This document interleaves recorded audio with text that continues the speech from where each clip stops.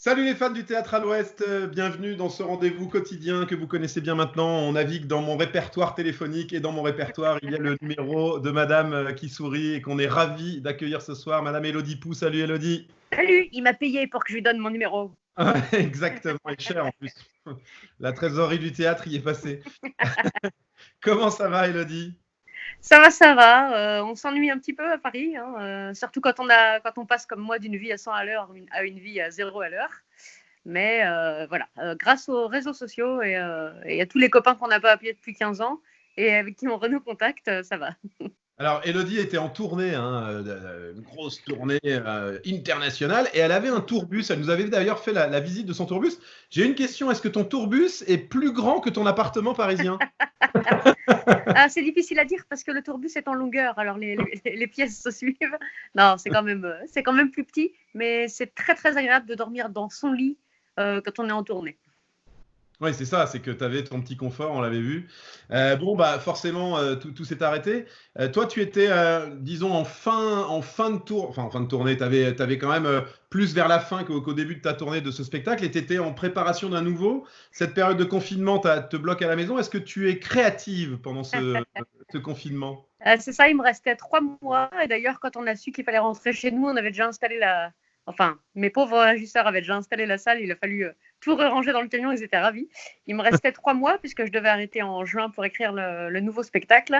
Ce qui ne se fait pas puisque l'écriture, contrairement à plein d'autres boulots, il faut être bien faut être bien pour écrire. Il faut avoir l'esprit léger et ce qui est pas le cas en confinement. Donc moi aussi au début je me suis dit bah cool, je vais en profiter pour écrire le nouveau spectacle, pour reprendre l'écriture des minutes non éducatives que je peux plus faire sur Rire et Chanson à cause du confinement. Mais non, il n'y a rien qui vient. Donc voilà. Alors que faut-il faire? Faut-il recourir à des drogues? Je ne sais pas. Mais, mais non, je suis un peu bloquée là. J'espère que ça ne va pas durer, mais je suis un peu bloquée. Ouais, il faut prendre les mêmes drogues que le personnage dans ton spectacle à la fin. C'est du sucre. C'est ça.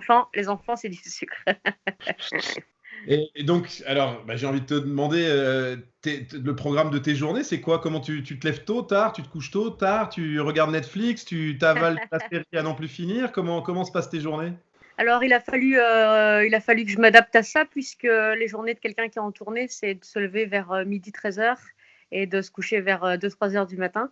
Moi, j'ai suivi les conseils de plusieurs personnes, dont comment il s'appelle là, le gars qui a été dans l'espace, là, Pesquet, Oui, Thomas Pesquet. Thomas Pesquet. Je mets un réveil, quitte à des fois après le petit-déj, retourner pioncer 1 heure quand la nuit a été trop courte, mais on essaye de remplir les journées avec un objectif par jour. Genre, ça peut être un tout petit truc, genre ranger le placard de l'entrée avec les godasses, tu vois, mais se mettre un objectif par jour et ne se mettre à regarder des films et tout que en début de soirée, parce que si tu fais ça toute la journée, ta journée, c'est mort, quoi. Et faire des bons petits plats, parce que ça occupe du temps, et puis la bouffe, c'est ce qui nous reste pour nous faire plaisir. C'est vrai que quand tu sais que tu as un bon petit plat qui arrive le soir, ça te maintient en forme pour la journée aussi. Alors, il faut dire en plus du spectacle que tu avais de la télé, de la radio, enfin, tu faisais plein de choses. Tout s'est arrêté du jour au lendemain. T'es quoi? Dans la vie, t'es une hyperactive ou t'es plutôt cool, toi? Non, je suis plutôt cool et j'apprécie quand, entre deux journées hyper stressantes, il y en a une où je peux ne rien faire. C'est vrai que je l'apprécie beaucoup, mais il ne faut pas que ça dure trop longtemps. C'est-à-dire que dans la vie, même si ma vie est à 100 à l'heure, si j'ai genre 2 semaines de vacances, je vais commencer à m'emmerder pendant la deuxième. Donc c'est vrai que j'ai du mal même à ne pas sortir de chez moi pendant une journée entière, que ce soit dimanche ou jour férié. C'est quelque chose qui est difficile pour moi. Donc le confinement, je l'ai vécu assez mal au début. Là, je commence à m'y faire. Alors, toi qui es dans Paris, on a vu des gens faire des questions pour un balcon, on a vu des gens faire des concerts, on a vu des gens faire plein de choses. Tu veux pas faire un spectacle pour tes voisins le soir, à 19h? Est-ce que ce serait pas hyper bizarre? Je sais pas, mais ça serait Non, spécial confinement. mais c'est moi qui ai lancé les applaudissements du soir à 20 h. D'accord. J'en suis assez fière. Et là, on le fait à la casserole maintenant, à la cuillère et à la casserole. Donc voilà, et c'est marrant parce que c'est un petit rendez-vous auquel les gens tiennent. Parce que ça fait quand même, ça fait voir les voisins et d'autres êtres humains pendant 1 minute à la fin de la journée. Et c'est vrai que c'est toujours les mêmes qui sortent au balcon et les mêmes qui n'y sont pas. Et on finit par se faire des coucous avec les gamins des voisins et tout ça. Donc, c'est un moment assez sympa. Quand tu as joué un spectacle, non, ce serait vraiment trop bizarre. Et le syndrome du Playmobil, ça faisait quoi, 6-7 ans que tu le jouais 6 ans, ouais. Ouais, 6 ans, 3-4 fois, 5 fois par semaine. Ça te démange là? Tu as des fourmis dans les jambes de temps en temps ou très rapidement tu es passé à autre chose en fait?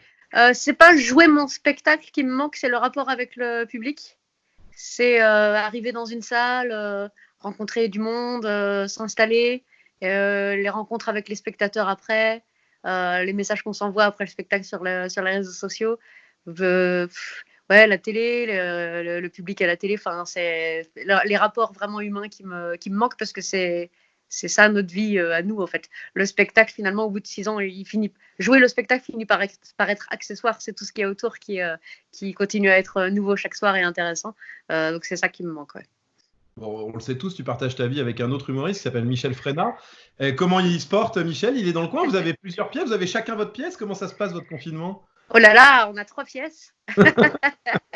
Et en fait, lui, il fait ses répétitions pour une pièce par Skype.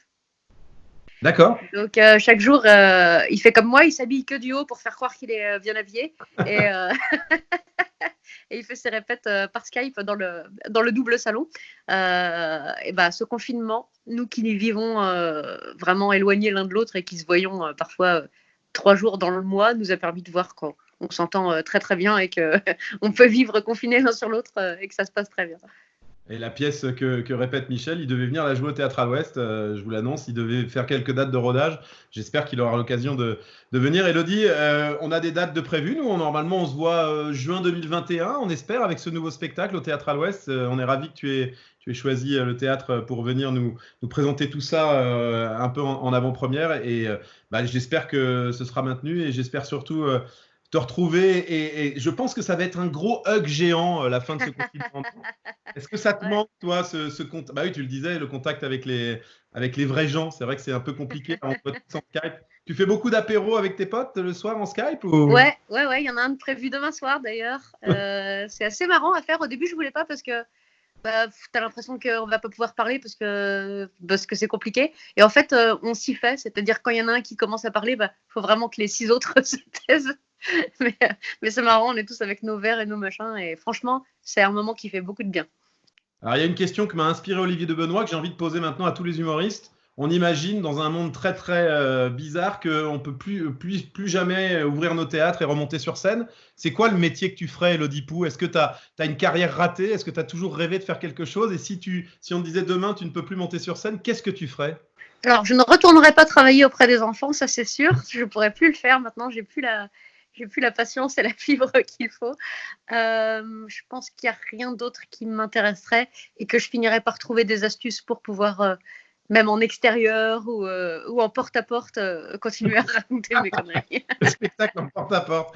Je vais y réfléchir, on monte une petite start-up ensemble et on voit comment on peut faire. Elodie, merci beaucoup en tout cas de ce moment passé avec toi. Et puis on te souhaite plein de belles choses pour la suite. Et puis on espère te recroiser très vite sur scène, bien évidemment, parce que c'est là que tu es la meilleure et c'est là qu'on a envie de te voir. Merci Elodie et gros bisous. Bisous et restez chez vous. À très vite. Bisous.